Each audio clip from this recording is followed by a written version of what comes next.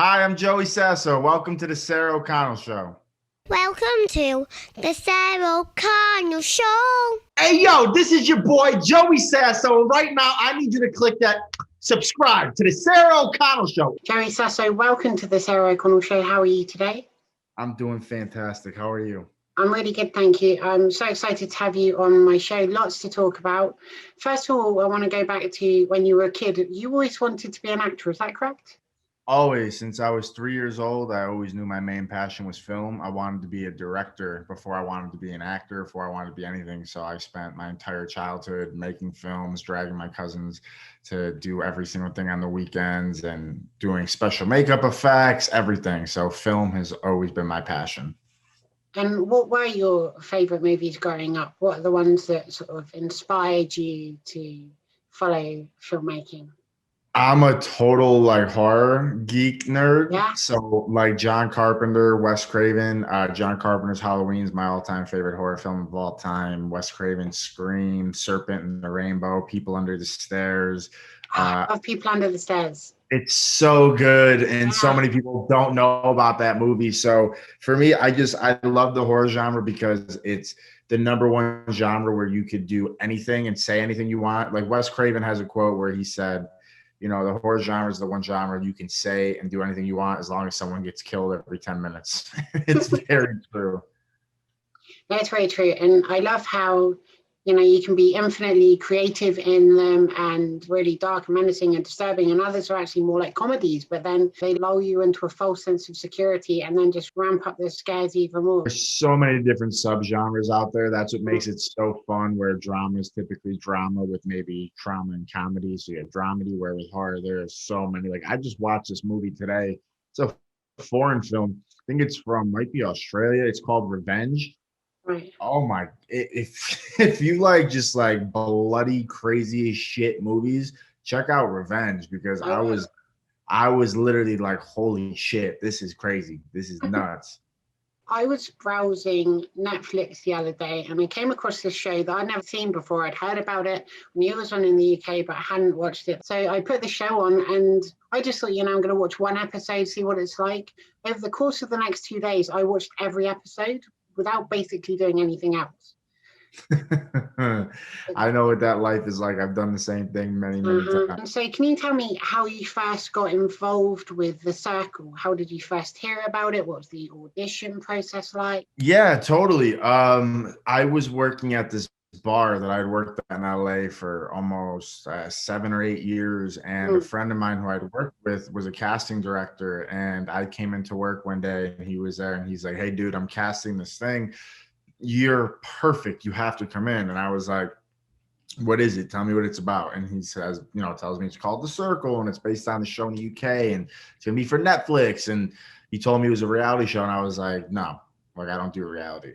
No, because there's been a constant stigma for so many years that if you do reality television, your career is done. You're just screwed essentially. And I was like, no, dude, I'm not doing that. And then long story short, I was like, okay, let me go in just to appease my friend, because I'm not going to get this show. That doesn't happen, right? How many auditions do you go on that just doesn't happen? So it's like, all right, I'll just go to appease him. And it's always the things that you're really not that excited about that you don't want that much, because every single step of the process was just they fucking love you. They love you. They want you. And I'm like, shit, I'm going to have to do this thing. Damn it. What am I going to do?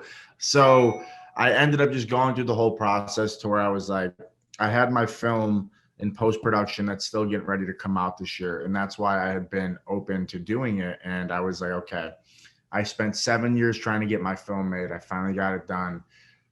I kind of got nothing to lose at this point. So, and I just had gone through a breakup with my ex of many, many years. So I was just at between a rock and a hard place in my life, and was like, you know what? I always think I'm a know-it-all, and a lot of times I don't know anything, and I need to step out of my own way and just sort of get out of my comfort zone and just roll the dice and see what happens. And that's why I tell everybody, when I went on the show, I never thought about winning. I never thought it was a possibility. It never entered my mind. I never thought of the money. I never thought of any of it. I was just like, let me just fucking go here and just do my thing, be myself.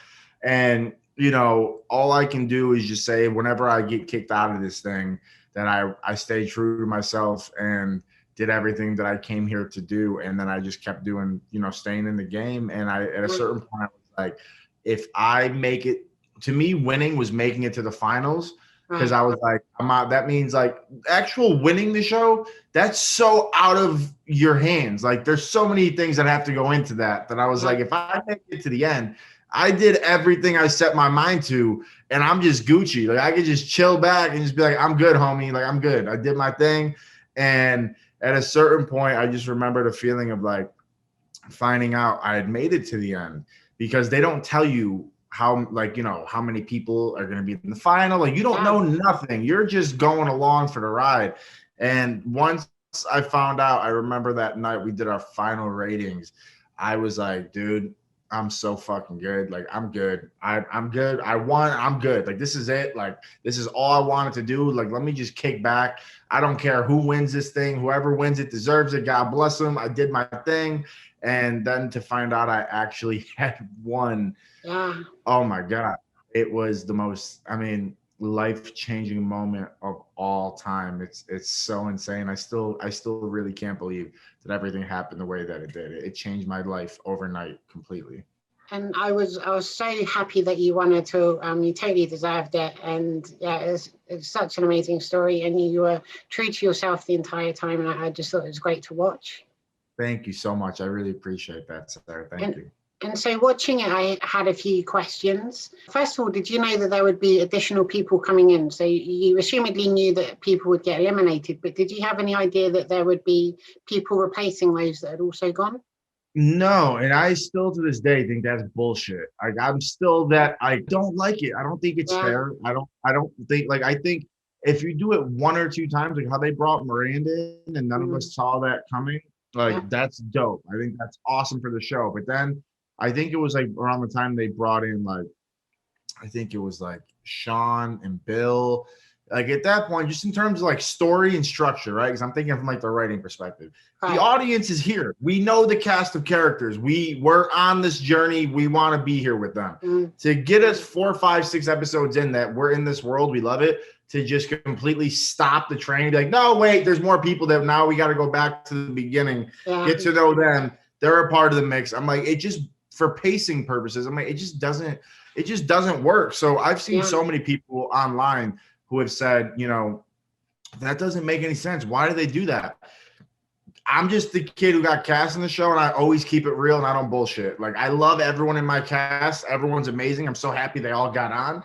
But in terms of story and structure, I really think they should figure out a way to like just not do that, because it just doesn't make sense. Absolutely. And I mean, I get it from a plot twist point of view, but then, I mean, I didn't even look how many episodes there were. I was just watching one episode after the next and got to the point where I was kind of thinking, does this just keep going indefinitely? Are they just going to replace the entire original cast? Then there'll be new people, they'll replace all of them, and, you know, it'll be going on in 5 years and there's no winner, or what happens? But it's also like, if someone came in like 2 days before the end, it's not fair to everyone else that's been on that entire journey and got to know each other. And Sarah, welcome to my life. How it was during filming, I was so heated. Like I was like, are you fucking kidding me? Are you kidding me? Like, we're just here killing ourselves and they're just gonna keep bringing people in one after another. I was like, this is insane. How is this? Like, this isn't how it was supposed to be. So I fucking hated it just as much as everyone else. I couldn't stand it. I was watching the show. It kind of gives the impression that you're doing stuff all the time. People are constantly going into private chats, or they're talking to each other, or they're being given tasks and stuff like that. But did you have like a load of time to yourself as well to read a book or do whatever as well? No, that's the main thing I tell everyone, that when you watch the show, I mean, granted, you're watching 24 hours condensed into, you know, a 45 minute to an hour episode. But when I was going there, I was like, man, I better have some shit to do, because there's going to be a lot of downtime and I'm going to have to just like occupy myself. No, from the time you wake up to the time you go to sleep, you're talking to people. You got like 20 different things going on at a time. Once I quickly learned that once you think you have downtime, you don't. So like there's that part in the show, I forget, I think it's early on, when I start yelling at the TV because I was cooking Brussels sprouts. And I'm like, it's shit like that to where I'm like, I'm just trying to cook my food and get ready to eat. And I can't even like, I just want to focus on cooking good food right now. Like that's my only focus in life is I'm hungry. I want to cook good food. And as soon as you get occupied with doing something, something happens and just throws you off to where you're like, shit, man, like this is crazy. So yeah, for the most part, from the time you wake up, time you go to sleep, you are on your toes. The train doesn't stop moving. And it gets really crazy because you really don't know what's going to happen. Like I remember the first day we were in there, I remember that there was going to be an elimination that night. And I was like, fuck, are you kidding? Like we just got here. Like all I remember thinking is because I overpacked so much. I brought all of my shit with me because I just have to. So I just remember thinking, if I went through this entire process, because it's a whole process, and plus you got to get like production checks your bags, like with security, like 2 different times to make sure you're not sneaking nothing in. Like it's like presidential level shit that goes into making this show. I just remember thinking, if I went through all of this to be the first person to leave, I'm gonna be so pissed that I went through all of this and I'm gone. I'm like, like in your head, you're like, all right, I know people are going to get eliminated. Give it a day or two. You're going to get acclimated, start talking, and then people are going to start getting eliminated. No, dude, it was night one. You just sat down. You don't even got a minute to chill and go to the bathroom. They're like, you better rate because people are going home. And I get circle like PTSD flashbacks where I'm like, oh my God, I remember it so vividly. I just wanted to how am I going to make it through this? It was crazy. And then, so obviously you're not allowed to speak to the other contestants, but how do the production crew speak to you? Do you see them at any point? Do they, when you go and visit someone else's room, do they escort you there, or how does that work out? I can say for like you could see during the show, we all have a microphone on. Yeah. So throughout the day, from the time you wake up to the time you go to sleep, you put on a mic and there's a speaker in your apartment. And I think if you look in people's apartments, you can see it's like this box in like a corner. And if production needs to talk to you about anything, they'll just like talk to you through that. And whenever you're talking to the screen or anything, like I still don't know how many people were watching me, but in my mind, I think of it as like they would laugh at me because like if you've seen Star Wars. Yeah. In my mind, it was like Star Wars. I just thought of like this big control room with all these people sitting at a computer and everyone's watching me. And I just used to sit there and just say the dumbest of shit. Like I'd be like, yo, I'm about to fart. All of you in the control room, get ready for it. It's about to happen. And just be messing with people the entire time. But I don't know how many people were watching at any given point in time. But like if I needed groceries or I needed stuff like that, I would just put a list together and someone from production would come to the apartment and they restock your fridge, they do stuff, but you really don't leave. And you really like, you get like 10 minutes of roof time a day. And you also don't get like, no music, no television, no nothing. Like from the time I stepped foot over there and I landed, you have someone from production who takes your phone and I didn't get it back for an entire month. So I always tell people I wish that they did a show on the behind the scenes and seeing what you have to go through to make just to make this show that everyone enjoys. That's pretty fun. Like it's a hell of a lot. How did it work? When you go up on the roof with the tub, did they give you like a scheduled time to go up there? Did anyone escort you up there? What happened?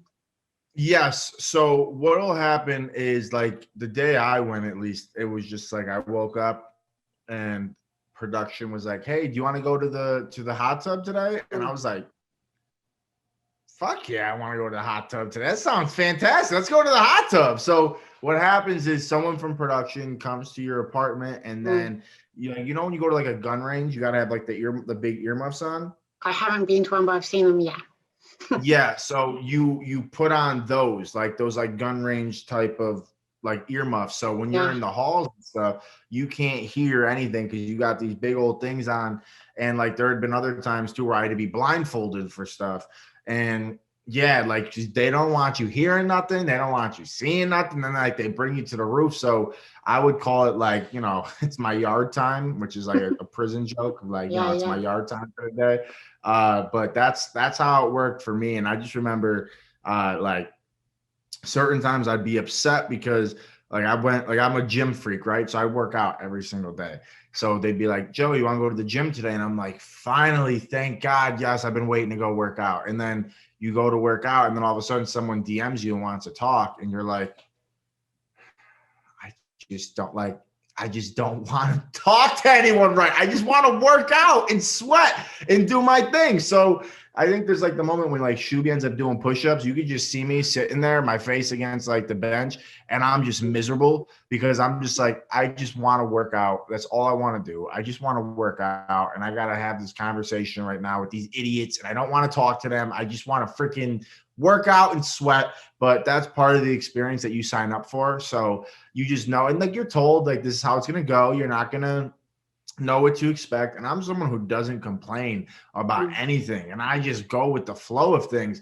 And when you're locked away like this with no communication, with nothing, it is difficult. It is really difficult how you don't think it's going to be hard at all. And it really tests you in so many ways to pull through and stick with it. So it was just a wild experience. The only way you could communicate was verbally by speaking to a computer, which instantly, seemingly transcribed your every word perfectly, including emojis, the whole thing. Was it as smooth as it made out, or was there someone on the other side typing what you were saying or something? How did that work? Was it software or?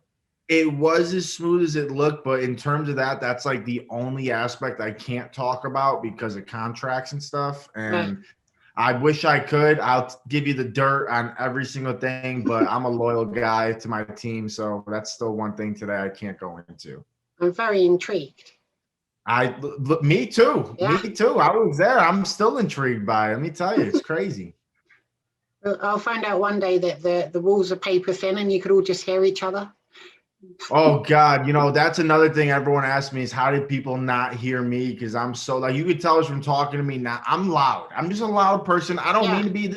This is just how I talk. I can hear you out the window. I just have a window open right now and I can hear you in America.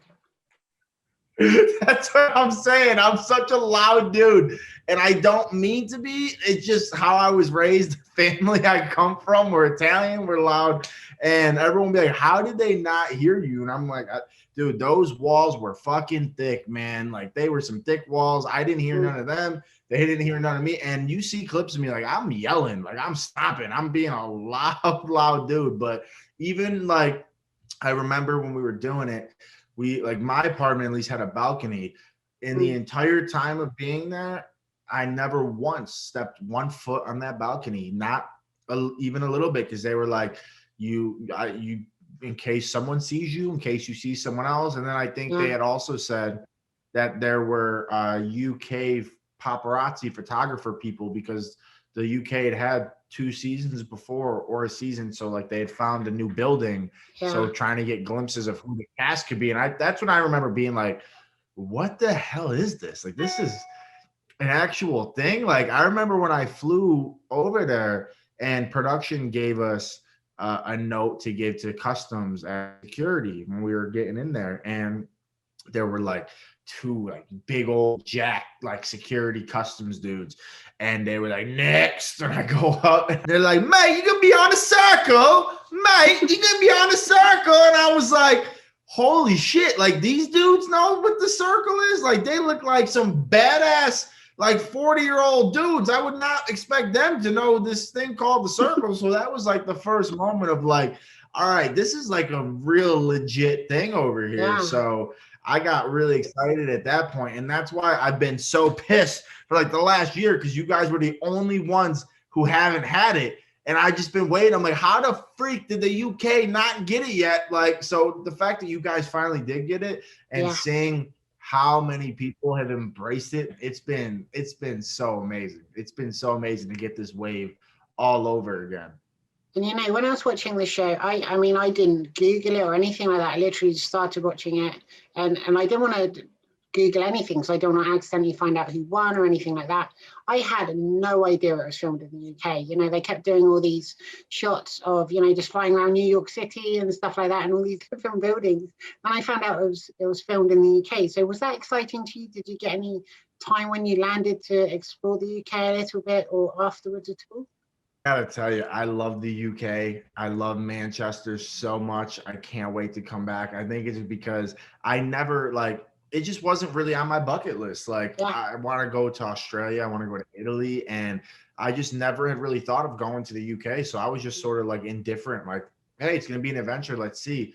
And I ended up just fucking loving it there so much. The people are so amazing. Everyone is so down to earth, so friendly. Like, I'm from upstate New York, Rochester, where people are just normal, in my opinion. And I live in LA now for almost 10 years, and people here suck, and they're really weird, and they're very cold and standoffish. So to go to the UK and just have people who are so real, so genuine, so nice, so down to earth.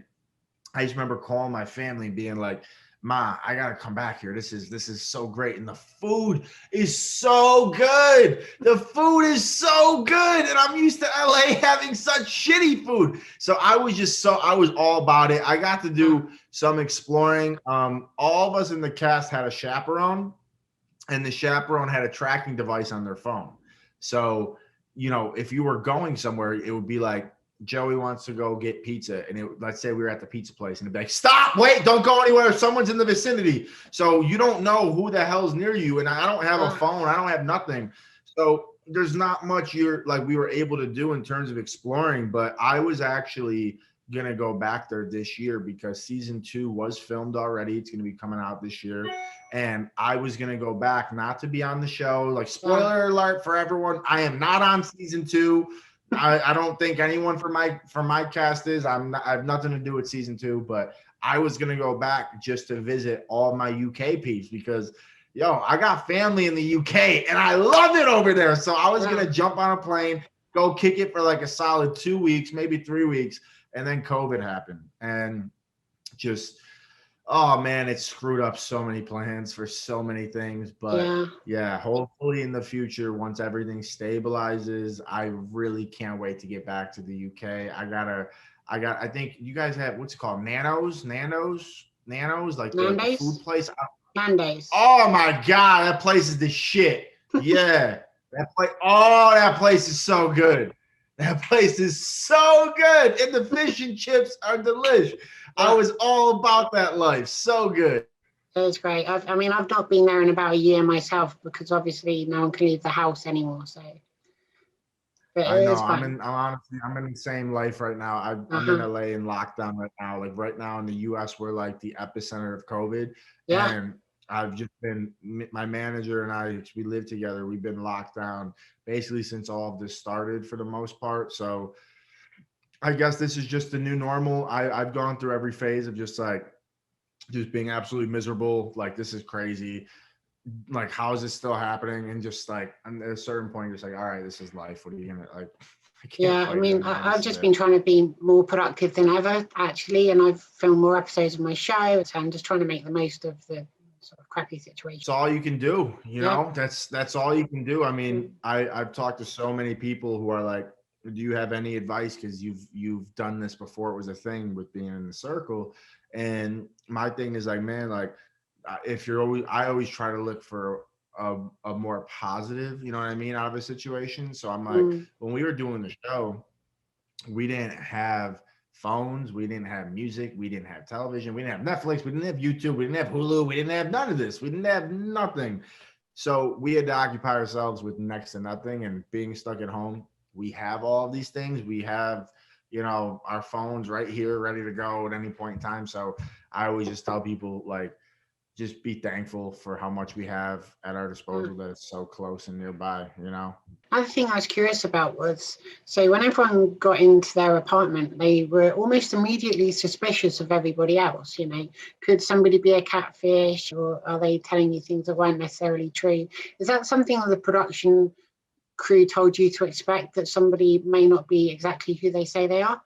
Yeah, going in like that, some people aren't going to be who they say they are, because that's just the concept of the show. But I always laugh because I am such an idiot that I really didn't understand the concept of the show until I was already filming it. Like Right. I like just some like now everyone knows it, but I'm very stupid with a lot of things. So they're trying to tell you, okay, it's a reality show, but it's not like any other reality show. And you're on with all these people, but you don't ever meet any of these people. And it's all social media based, but some people aren't to say they are. I'm like, whoa, relax. Let's calm down. Okay. I'm like the dude that's like, all right, look it. Just throw me in the deep end, and I'll learn how to swim. So I swear to God, I did not understand this show at all until probably episode, I don't know, in terms of episodes, like 3 or 4, probably. Like, I didn't understand any of it. So day one, I remember I went in and I just was talking shit about everyone. Because I was like, the only thing that makes sense to me about this show is that some people aren't who they say they are. So if that's all that makes sense, I'm just going to latch on to that. So I remember when I saw all the group things, I was like, oh, Sammy, don't like you, don't trust you. On to the next. And I think the only one they showed was me talking shit about Antonio. And everyone doesn't realize I did that to everyone in the beginning because I just didn't understand the show. But I started to grasp it as it started, going on a little bit. Love that. And you very famously shared a photo with Lady Gaga and Adele. For anybody that hasn't seen the show yet, can you share the story of how you managed to meet both of these iconic singers in one day? Yeah. So the bar I was telling you about that I worked at, it's called Oil Can Harry's. It's the oldest gay bar in Los Angeles. And it's just a great, great place. And I was the only straight kid to ever work there, which was also like a badge of courage. It's like, yeah, dude, I'm that dude. What's good? So I was working there a lot of years, and Gaga did A Star Is Born, and the producer for her song Shallow is Mark Ronson. He's a very famous producer. He's worked with Amy Winehouse, with all of them, and he's a huge fan of the bar I worked at. So when it was the Grammys, he came to us and said he wants to do a Grammy after party at the bar. And long story short, our place said yes. It was presidential level of security. It was crazy. And they were like, there are going to be the biggest stars in the world here, and under no circumstances are you allowed to talk to them. Are you allowed to try to get a picture with them? You're not allowed to do it. You can't leave the bar. And me being me, I'm like, yeah, go fuck yourself. I'm going to do all of that. I'm going to do every single one of those things. So I met Adele. And God's honest truth, I didn't even know it was Adele until 10 minutes into having a conversation with her, because I love her voice. I'm just not like an Adele fan like that. Like, I'm not the guy who's like waiting on every new release. So my friend comes up to me and he's like, that's fucking Adele. And I was like, really? She's so nice. That's awesome. And then I'm sitting there and Gaga's there, and I'd been serving her as well. And I know she's an Italian girl from New Jersey. I'm an Italian kid from Rochester. Jersey's like 4 or 5 hours from where I'm from. So I know her real name is Stephanie Giamatti. So I leave the bar, which again, you're not supposed to do. And I walk up to her and I whisper in her ear, I was like, Stephanie, do I really got to call you fucking Gaga all night long, or can I call you Stephanie? And she at this point knows my name. So she starts calling me Sassy Sasso. And she starts slapping my face and she's like, Sassy, all these motherfuckers got to call me Gaga. You can call me Stephanie. And I start telling her, I'm like, honey, you can't be flirting with me like this right now at work. I'll quit my whole job. I'll put everything on the line for you right now. I think I might be falling in love. This is real. So then we start shooting the shit, and she goes and tells my boss, I want Joey with us all night. So I was in charge of taking care of them. So at a certain point, I tell her, look, I would never ask anyone. Like, I'm not a dude who asks for pictures. I'm not a dude who ever does that. But I'm like, I have so much family, like little cousins who fucking love you. And I got a gay uncle, and we know the gays love Gaga. And I'm like, I got to get a picture with you for my fam. And then she's like, yeah, absolutely. Come on. And then Adele's standing right next to me, and she's like, what? I'm not good enough to be in the photo? I'm like, come on, get in the photo. Jesus. So that's how that photo happened. All my friends who are gay that night were fucking freaking out. Like, Joey, do you realize how iconic this photo is? Do you understand? I'm like, it's a great photo. But to tell you the truth, the thing I geeked out the most that night is I'm a huge Eminem fan. Like, Right. I'm the biggest Eminem fan you will ever meet. Like, no contest. I'm crazy. So, That's who I am. so I'm bigger obsessed. than Stan. Oh yeah, I'm bigger than Stan, 100%. Yeah. Like, I love him so much, and I'm sitting there, and his manager Paul Rosenberg, who's been with him since the beginning, walks in, and I look to my friend like I became like a 10-year-old girl, and M wasn't even there. I was like, it's fucking Paul Rosenberg, it's fucking Paul, it's Paul fucking Rosenberg, and my boy's like, yo, lock it up, lock it up, lock it up. So I freaked out and had a heart attack just because Paul was there. I can't even imagine if M was there. I probably would have dropped dead and had a heart attack. But thank God that didn't happen. But I got a picture of him too. But that's how that photo came about. One of the best nights of my life. It was pretty crazy. Yeah, it sounds phenomenal. And so in the show, you were very close to Shuban. Shoots! Shubes, Love yeah. him. Was he one of the people that you sort of hoped or thought might win? Oh yeah, I for sure. I mean, especially when we were there filming it, like he just kept being the influencer dude, like Yeah. over and over and over. And I I definitely thought Shubes had it in the bag. If not Shubes, Sammy or Chris or someone like that. Definitely not me. I can tell you that much. But I thought Shubes probably could have had it in the bag. Honestly, I really didn't know at the end who could have had it out of the people who made it to the finals. But I definitely thought if I had to bet, I'd probably would have put my money on Shubes for sure. Right. So when you came out of the house and you eventually got to watch the show back, did your view on any of the people or your perspective on any of the stuff that happened change? No, I would say just a completely different experience because I remember like I was getting loopy at the end of it. So I Yeah. remember towards the end really thinking, I was like, wait a minute, what if none of these people are real? What if this is just a social experiment with me and I'm like a guinea pig in a cage on a wheel and none of these people, like I started losing my mind at the end a little bit. But when you're there doing it, you know, you're just stuck by yourself. So you don't know how anyone's, like, you're constantly thinking, how's everyone else feeling? How's everyone else reacting? Like you really almost forget that there's other people there because it doesn't seem real at a certain point because you're just so used to seeing reactions on a screen and not anything in person. So for me, watching the show back was just amazing to see how everyone reacted to things that I remember. Like even if they cut something that like was my reaction to something, I could remember vividly how I felt in that moment, how I reacted. So that was really cool. And also like my entire cast, I love them all so much. Like they're all great, just great people. And we all were really great in the beginning. And like, I'm sorry, after everything ended up being like, look, we all had to talk shit about each other. We all had to do we all knew what we were here to do. We did it. It's over. Like, hopefully no one takes anything serious for anything that was said or done. And no one ever has, which is really fucking awesome. So we're all close. I love them all. And, you know, we're all really blessed to just be a part of this experience together. And I know we all feel that collectively that I mean, at least for me speaking, I don't want to speak on anyone else's behalf, but I think everyone feels the same that, you know, wow, to be a part of this thing and see how big it's become worldwide, like it's really fucking crazy. Like sometimes I really forget how crazy it is, and then I'm talking to you right now and it all comes flooding back in of like, you know, the actor part of me is like, you know, you go on set, you do your thing, you make something, most people never see it, never goes anywhere. This thing just took over the world and blew up.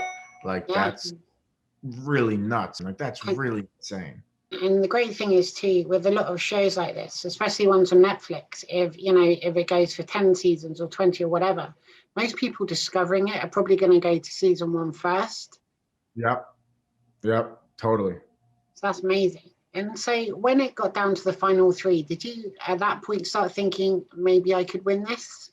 No, I love in the finale they left in the moment where the host Michelle says, I could feel your hand shaking, because I truly had never contemplated this. Like I was just of the mindset of like, let's go to the finale. let's, do what we got to do. Let's crown the winner, whoever it's going to be. Then let's all fucking hang out and have some drinks and like really get to know each other, because we had not gotten to meet any of each other, you know what I mean? Or spend time together. So when it got down to the final two, I talk about it now and I get brought back so vividly of just how I felt. Like, I just remember sitting there and they line us all up and I'm like, all right, I'll probably be the first one out, if not second, second to last out. And then I just kept staying in. They didn't call my name and I'm like, what is happening here? Like, what? This isn't a thing. Like, this doesn't happen. And just that moment of being in the final two, and I just remember them telling us like, okay, the winner's gonna be announced, and then there's gonna be like confetti's gonna go off. Like, it's like not an explosion or anything. Like, it's nothing to worry about. And I just remember blacking out, like God's honest truth. When you watch that clip back, it's my favorite thing to watch out of the entire show. I don't mean to be like a dick, like, oh, me winning, but like just watching that part back when they announced my name, because I just so vividly remember that step back I take, and you see that look on my face. Yeah. And I'm gone. Like, I am not there anymore. That Joey left the building. I'm someone you could tell I could always have words. I'm a motor mouth. I have ADHD. I couldn't talk for a solid 48 hours. I couldn't process what just happened. It was so crazy. This is probably something that people are going to ask about and talk about forever, but obviously you had a strong connection with Miranda throughout the show, and yes. I understand you went on a date afterwards, so I'm not going to ask you about that. But you're still good friends now, right? Oh, yeah. I mean, you can ask, because honestly, at this point, I hear it all day, every day. It's one of those things. I just know I will. I'll get it for the rest of the time. I understand it. But yeah, no, we are incredibly close. And the thing that sucks is I've watched so many people do interviews where they give like stock answers, and I'm like, bullshit. Like, you're just giving the fucking politically correct, celebrity answer. But I swear to God, I would tell you, if it wasn't that, if we hated each other, I would tell you we hate each other. It's not good. Like, but God's honest truth, I talk to Miranda almost every single day, if not every other day. She is family. I would take a bullet for that girl. We are so close. She is such a big part of my life. She knows everything about me. I know everything about her. We always know we can turn to each other at any given moment in time. And that's just such a blessing, because I've gone through a lot of lows. She's gone through a lot of lows. And just to know that you have someone who, God's honest truth, doesn't judge you is just such a friend. I love that girl to death. I would do absolutely anything for her. It could, drop the dime, anything she needs. So we're definitely part of each other's lives.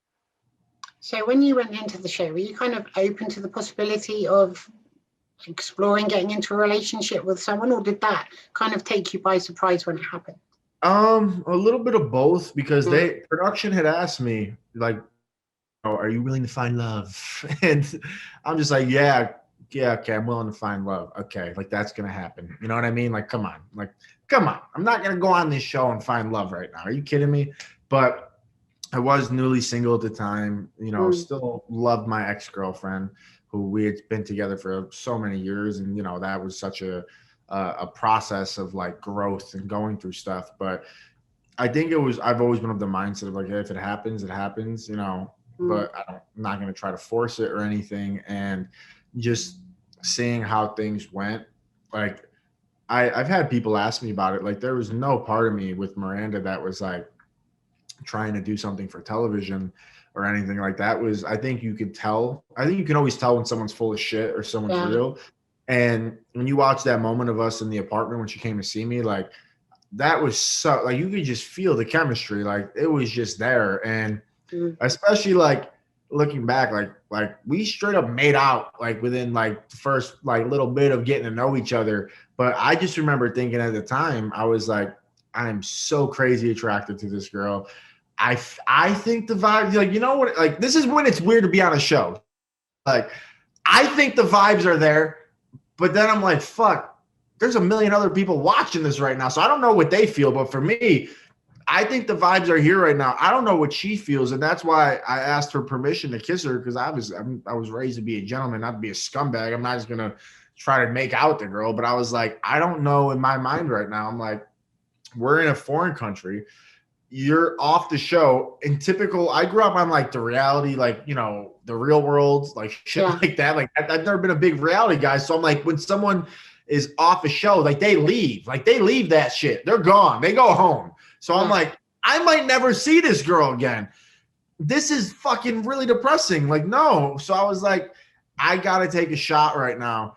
And I thanked her so many times. I'm like, Miranda, if you had said no to me kissing you, I would have looked like the biggest idiot in the world. So thank you so much. But I was prepared for that. But I was like, that's just the way I am as a person. I'm like, man, you could say no, but I'd rather put it out there with how I feel and hope for the best. And if it doesn't go that way, which is life sometimes, then you could at least be like, shit, man, I said what I had to say and put it all out there. And I feel like the worst thing you could have is regrets. And I've definitely had things in my life that I've regretted, as I think we all have, as much as we want to say, I don't have any regrets.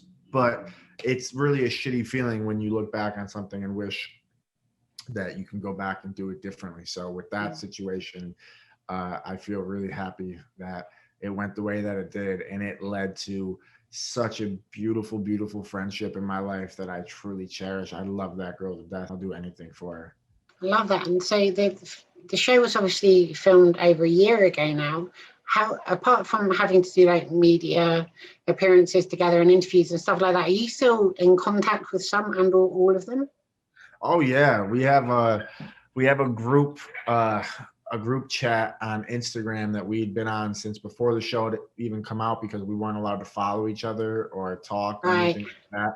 So we still have that, and we still message that in there a lot. And I feel like everything, like in life, like there's groups of us that are closer with other people than than others are, but I think that's just natural. But as a whole, we're all friends, and like we're all close. And I spent Thanksgiving with Sammy and kicked it with her. Shuby was out here in LA with me, and we were just getting fucking wild before the pandemic started. So me and Shuby were out partying, just having a great time, just enjoying this. And we're all friends. And I think for me, the thing that I hold the most close is, I'm a very busy person, and I'm on my phone 24/7, and I can't stand it. I just want to break my phone most of the time. So I'm terrible with like keeping up with people a lot. And I always look at it as, when you have a real relationship with someone who you love, who you look at as family, it don't matter how much time passes. It don't matter how long it's been since you talked. As soon as you pick up the phone and you talk, you literally pick up right where you left off. And with all of us, I truly do feel like that's how it is. That's the type of relationship we have. It can be a long time since we talk, and as soon as we do, it's like no time has passed. Like I'm just really blessed. Like a lot of times, especially in the reality world, like casts hate each other and talk shit. Like this has been such a lightning in the bottle type of experience that I know can never be duplicated, and that's never lost on me, Yeah, the friendships in the show definitely felt genuine. And while you were technically competing with each other, I also felt that you were sort of growing together rather than apart as the show progressed. Yeah, I mean, a lot of people like I love. Are you on Reddit? Ever go on Reddit? Yeah. Yeah. So like, the Circle has a thing on Reddit, and I infiltrated that shit. I infiltrated that. And I remember like a year ago, I dropped a video of me on there being like, hello, motherfuckers, it's me. I see all the shit you talk, and I'm here for it. But like, honestly, like I'm here for it. I think that's the fun. Like, you can't take any of this serious. Like, you can't. Like, you have to know, if you're going on a show like this, what you're putting yourself out there with. So when there's people who've been upset or anything like that, I'm like, dude, grow up. Like, we're adults. We know what we put ourselves out there with. But I've seen a lot of people in the Reddit section who are like, that's where like the diehard Circle fans are, who watch every country and just talk about everything. They're like, a lot of people say they don't like the US version because we were more about like being loving and shit more than being cutthroat. And I can only speak to myself and how I was there. Like, God's honest truth, there's nothing scripted from this show. There's nothing yes, I'm an actor, but like I'm not going off the script. Like the crazy thing is people who have seen the show and find out I'm an actor, they're like, oh, it makes sense why he's so fucking big and crazy. Like he's acting. I'm like, no, dude, like that's just me as a person. That's who I am. When I'm typically playing a character or acting, I'm more normal of how people normally are. But I would say, yeah, like for us, the whole cast, man, like it was all just good vibes and love all around. And Yeah. we became so close. Like I remember before going in, like how I told you when they asked me about being open to finding love or stuff like that. I was like, yeah, sure. Like, and they were like, are you open to finding relationships, like friendships for life? And I was like, yeah, sure. Yeah, that'll happen. Okay. And then it's like, you're into doing it and you're like, man, I really love these people. Like which sounds fucking crazy because we haven't even met. But I'm like, I love these people. I will do anything for them. I feel like we are all so close. And then you're sitting there and you're like, I don't know how long I've been here. I feel like I've been in prison for 10 years just talking to these people. And it's like, oh, Shoobs, look at Shoobs just being Shoobs over there. Look at little Shooby snack he is. We love him. Sammy's being Sammy. Chris is being Chris. Like, I feel like the cool thing is and it's no disrespect to the rest of the cast that might have been, eliminated, but from what I've seen online, everyone says the people who ended up in the final 5 are the people that everyone fucking loved and resonated with. They were my final 5 as well. That's cool. That's really cool. Like I love all the rest of the cast, but as me being a film guy, not necessarily reality guy, but as a film guy, I'm very protective of style and format and characters. So, to have the audience who's a fan of this show watch it and really respond to us and be really satisfied with, maybe if not even with me winning, just knowing that all of us made it to the final 5, like that's really dope. That's really cool. Yeah, and you're sort of saying that some people prefer the cutthroat version of the show, but I mean, I loved, it's just a feel-good show to watch, and with all the crap going on in the world at the moment, it's kind of what we need. And after that, I ran out of the Circle, and I needed more Circle to watch, so I started watching the other version, and honestly, I preferred yours. Oh, which version were you watching? Which one? The UK. So I finished the US version, then I put the UK version on. I haven't finished it. I've only got like halfway through the season, so.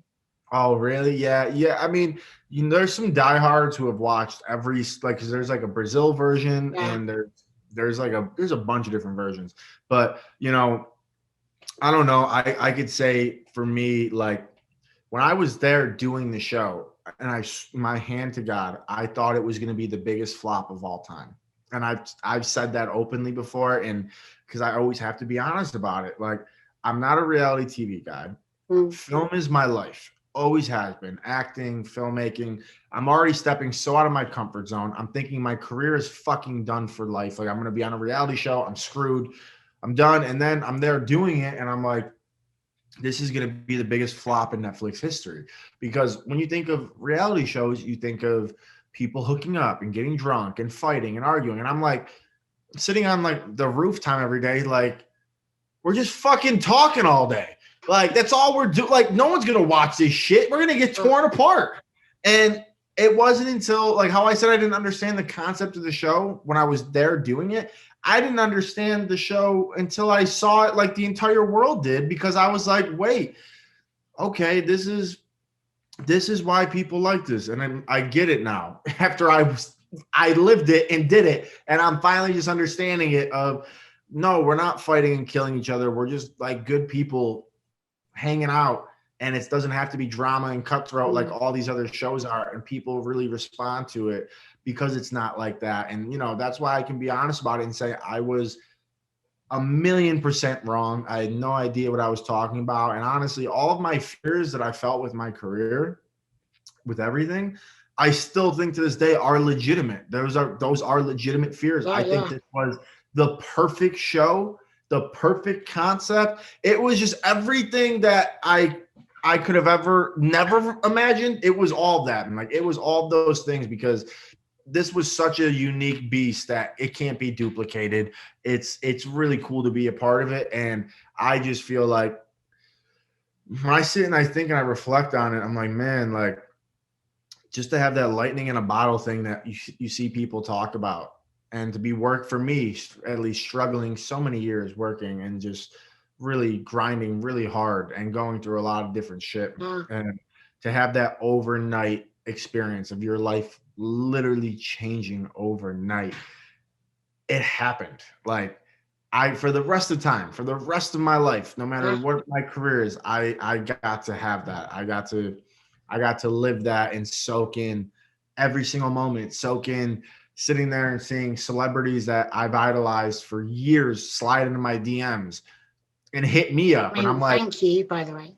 yeah, you're so welcome. It's just shit like that. You know what I'm saying? Like, it's so crazy just to be a part of this experience as a whole. And there really is, I meet so many people. I've met so many people, and people come up to you on the streets and everything. And there's been nothing about me as a person that's changed. And people are kind of shocked by that, of like, you're really that dude. And I'm like, man, I've been out here in LA grinding since I was 18 years old, right out of high school. I've had so much shit I've went through. I've had so many lows.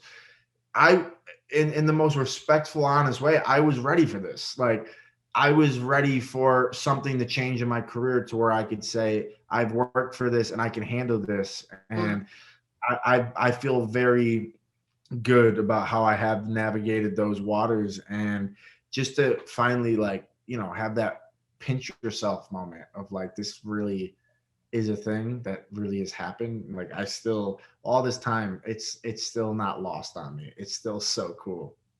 I love that. And so obviously you're a filmmaker and an actor, and you went into the show with zero expectations. You ended up winning it. When you came out, how did things change for you? I mean, in every way possible, every way imaginable.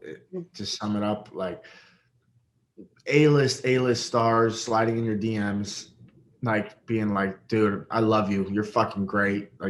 Like what's your story? This and that. Legitimate career opportunities. Also with that, there's always things that you have to navigate. So I said beforehand, this will be my first and only reality show I will ever do. Never do another thing again. And then the pandemic hit. So now it's like, okay, you got to navigate these waters more accordingly and play ball, which is good because this industry is a chess game and you got to know how to play, and it's always reevaluating. So I could say that, I have 2 or 3 television shows that would be my shows, and I can't give any spoilers on anything, but I've been working on those throughout quarantine. So there's no guarantees with those, but I could tell you I've been working with various production companies, and I've already pitched every major network you could think of, and we'll see if anyone goes with them, and maybe they don't. But I've definitely been grinding and working. I got my film Young Lion of the West that I had made before. That's coming out this year as well, which has been a whole process of almost 10 years to get that out. I got a podcast that's coming. I got my merch line that I launched that I do. There is so much shit going on. There is never enough hours in a day, and I'm constantly grinding. I'm constantly working. And I mean, it's been crazy, but also I think for anyone watching this right now, because I've been a kid who's done nothing but watch interviews for people I love my whole life, like my entire life. It could be easy to watch this right now and hear me say all this happened because I won the show and now everything just got handed to me. Let me make it very clear. There has been nothing that has just been outwardly handed to me throughout this process. It's been me and my manager working our asses off, still knocking on doors, still doing everything. And there's been so many people I know from other reality shows or people in my cast who think that because I'm on a Netflix show and I've done really well and I got X amount of followers and all this is going to happen. No one wants to, in this business, no one wants to give you shit. No one wants to give you anything. And it doesn't matter what you've accomplished. You don't have enough followers. You haven't done enough. You haven't, you know what I'm saying? It don't matter. So still, no matter what, that's what keeps me humble is I'm like, man, I'm a normal average kid like anyone else. And I still got to work my ass off and grind. So all this shit that I've been working on and been accomplishing has really been from putting the time in. Like, I remember when the show came out, I was talking to people in my cast and I was like, dude, I spend 22 hours a day, no exaggeration, on my phone going through every single DM because I know someone in the industry is going to reach out to me and I need to be ready for that. Yeah. And they were like, nah, it's going to be good. Everything's just going to happen. Like, bro, no one's going to give you anything. No one's going to give you shit. You got to work your ass off and be ready. So I feel so accomplished and happy that a year into this now, I have been able to plant so many seeds and accomplish so many things that has been fully from my own doing and work ethic. And I think that's important for people watching to know, because if I was watching this, I'd be like, man, he won the show. And then now after all these years, like, everything just happened because he won, he got the exposure. It's like, nope. To me, this was someone opening the door and you have to be able to walk through it, you know? And I wish you every success with all those projects as well. I mean, you've worked so hard for it all. Hopefully the rewards keep coming in, and love to see you winning it and all the great stuff you've done since. Have you got any advice for future Circle contestants? How, if you were to go in again, how would you approach it, knowing what you know now? Yeah, you know, honestly, I've had people ask me about my experience. Would I go back and do anything differently? Absolutely not. I mean, not only because I won, I mean, I did win the show. So, like, there's nothing it could have been better in the end. But God's honest truth, like I said, I didn't think I was going to win, and I didn't plan on it. So I would tell anyone, and I can't tell you, when they were casting season 2, the amount of DMs I got from people, and I'm the guy who actually answers DMs. I actually spend all of my free time talking to people. So I've seen the same things thousands of times of what's your advice? What should I do? What advice would you give me? And I'm telling you, as the kid who won season 1 and knows what I'm talking about in this regard, go be yourself. That's all they want. Do not be fake. Do not put on a character. No bullshit like that. I mean, I can just tell you, for me, I went in there with the mentality I told you. I wasn't even excited about the show. I didn't know how to feel.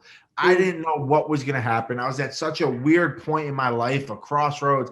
I didn't know what was going to happen. So I just said, I'm just going to go be myself and just see what's going to happen. And it made everything go great, because had I been excited for the show, had I thought about winning, had I thought about any of that shit, it wouldn't have gone the way that it went. And I think it's really important. I think the message of the show overall is, in the world of social media, not judge a book by its cover, and always be yourself. You're beautiful. You're badass. No matter your size, the color of your skin, your sexuality, you are fucking dope. You are amazing. And in this crazy world we live in, people lose sight of that all the time, and it's bullshit. Look in the mirror, know you're a badass, and go into the show with that mentality. And I mean, honestly, when it comes to getting cast, you already know the odds aren't in your favor. They're just not. The odds are not in your favor to get cast. So if you want to go in and give yourself the best benefit of the doubt, just go be your fucking self, man. And like, if you're that version of yourself and you're just being you, you're making it so difficult on casting, because now they're like, fuck, we got to come back to this person because we thought we had this type of person already picked, but they're so goddamn good. We got to keep them in the running. So, you know, just go do your thing and be yourself. And like, that's all I could say. I talk to so many different people about it, and people get nervous because they're like, I just want to get cast. I just want to get on. I just want to. I'm like, you're not going to get on with that mentality. Just go be you, and don't give a shit. If you just don't give a shit and just go be yourself, you'll be Gucci. You'll be fine. If they ever did like a Champions edition and had every past winner go back, would you do that? Or would you be tempted to go back just for fun, to be a catfish on another season and see if they can work out who you are? I gotta tell you, I think never say never. I've learned that. Never say never. But no, I'm not interested. I just feel like this has literally launched my career. It's changed my entire life. I have so many things in the works.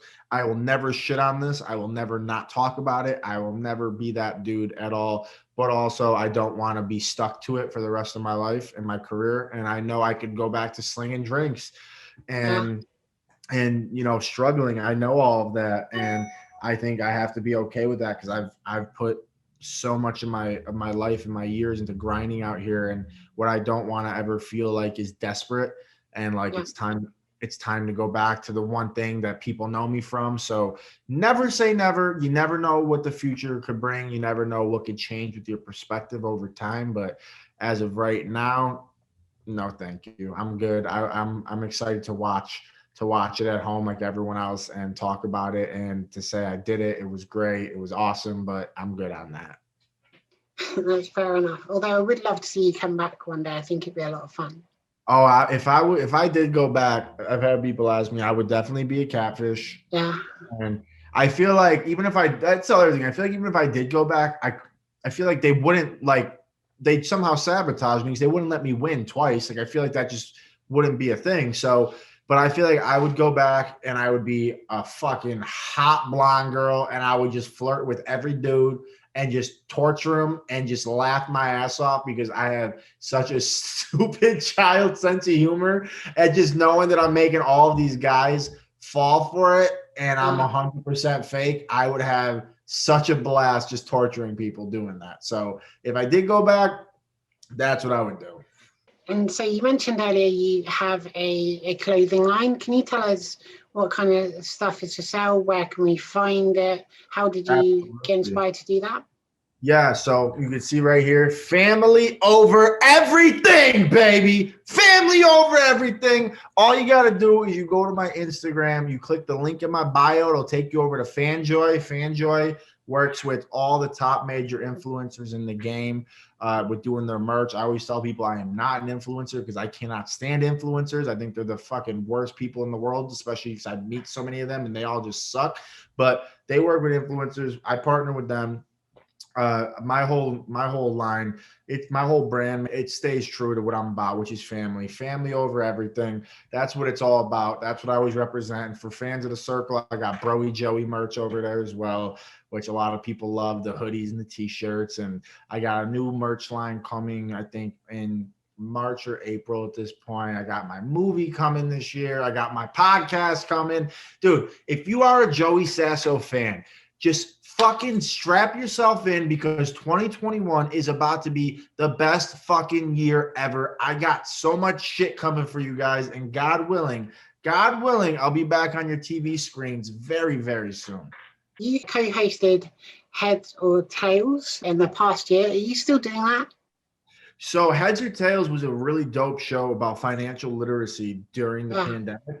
And it was me talking to all these experts, doctors, financial experts. We wrapped that up and finished that. That was really dope. But what I could say is the company I worked with on that is partnering with me to help finish my film right now. So they're the people that we're working with to finish my film and get that out there, as well as potentially doing other shows because we get along together great. It's a great group of people, and we're really looking forward to doing more this year as well. Speaking of which, can you tell me what you've been doing to sort of just keep productive during quarantine? What shows are you loving? What have you been up to?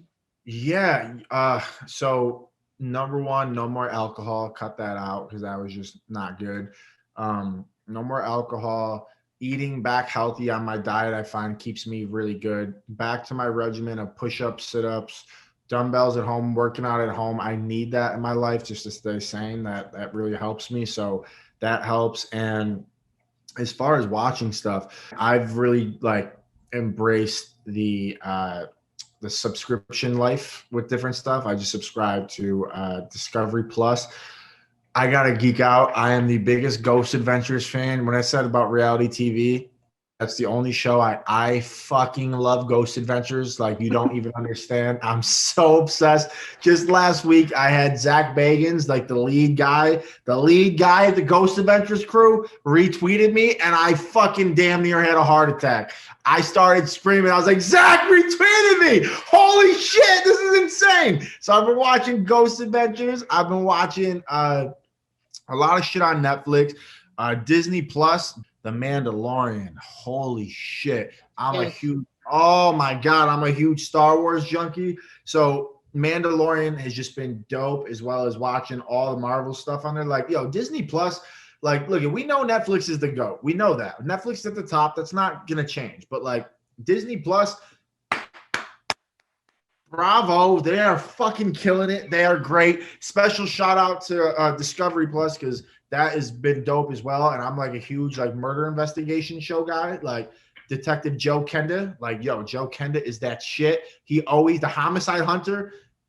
Motherfucker solves some cases. So Discovery Plus, he's killing it on there. I would definitely recommend that. And then if you're a horror fan as well, you gotta subscribe to Shudder.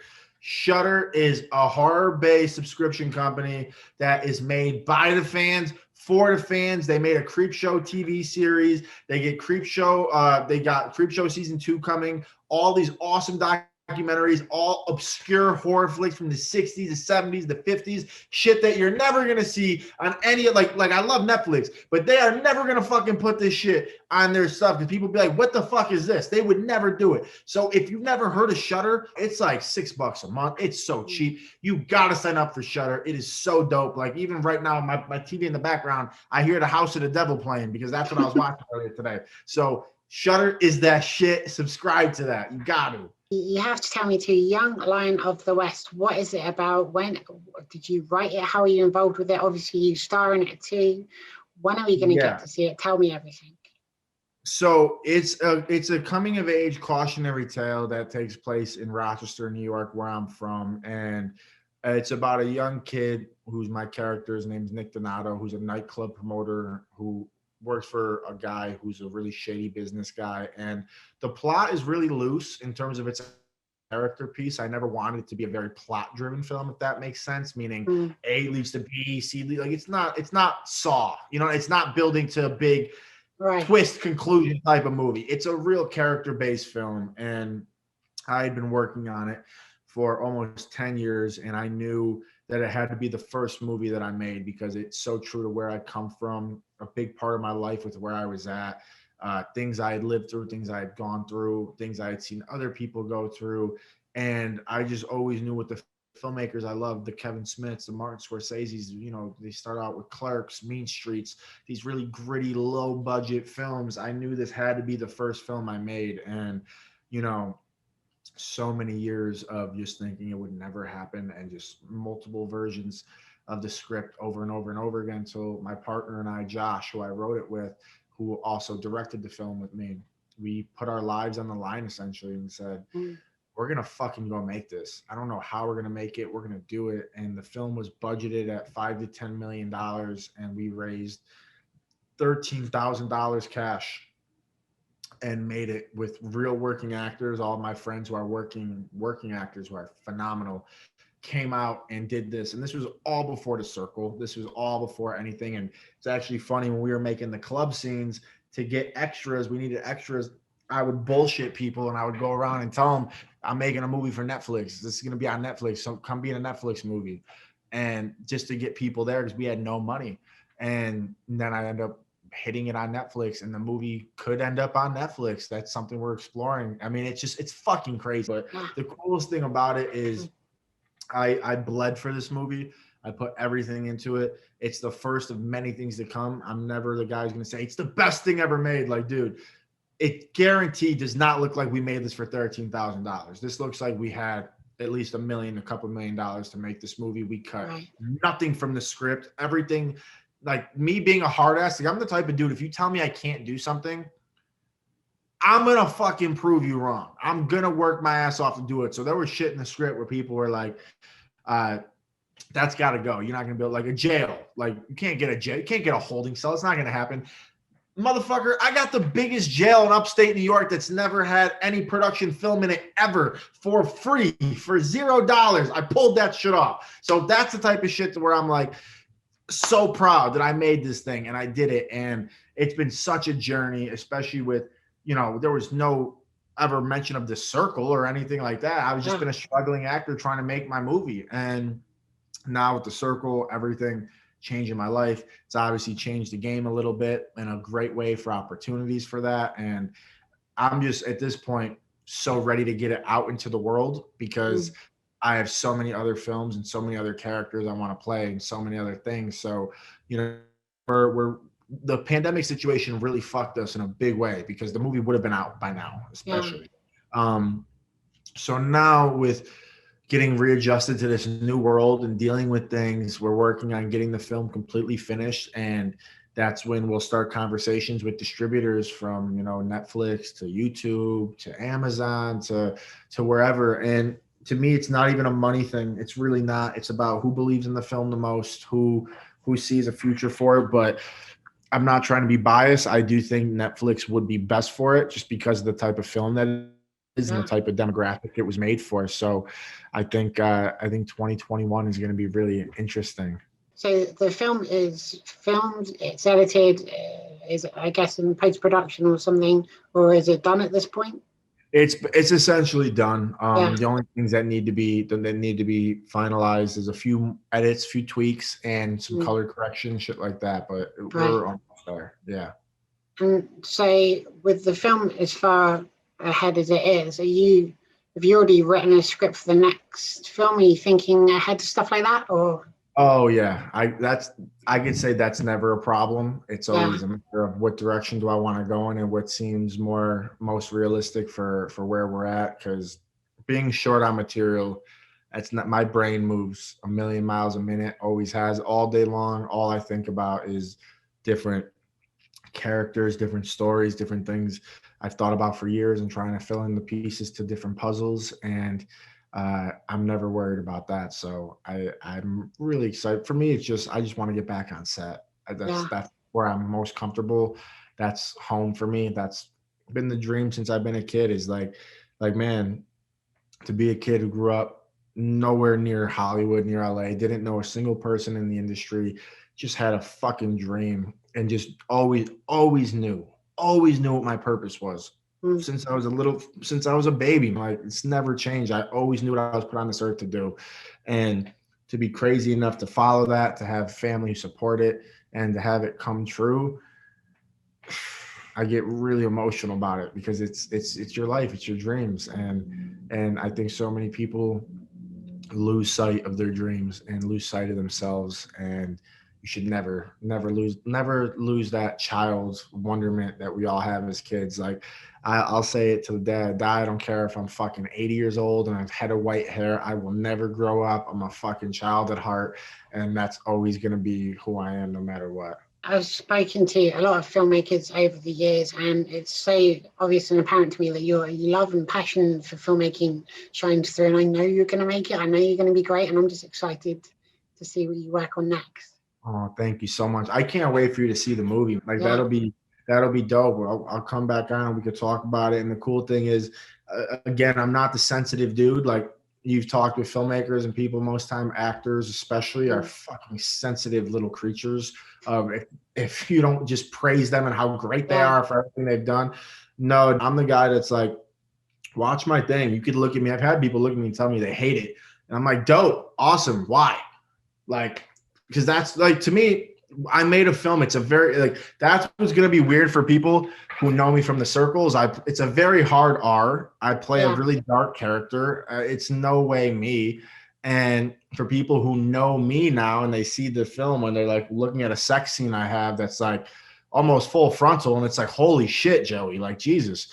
And I'm like, look, man, the worst thing that could happen to me when it comes to films, especially in today's world, because people make things to just please people, which I think is bullshit, and it doesn't have a voice, and nothing feels like it was made by anything other than a commission.